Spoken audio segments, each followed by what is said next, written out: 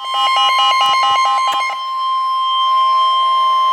National Weather Service in Columbia has issued a severe thunderstorm warning for northeastern Newberry County and central South Carolina until 6:15 p.m. Eastern Daylight Time.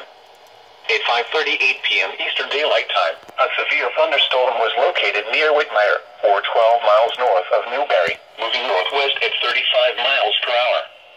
Hazard, 60 miles per hour wind gusts. Source, radar indicated. Impact, expects damage to roofs, siding, and trees. Locations impacted include Whitmire. This includes Interstate 26 between mile marker 62 and 67.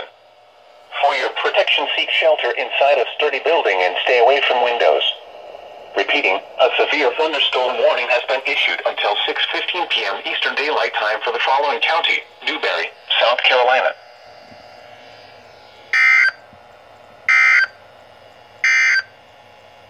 Here is a special weather statement.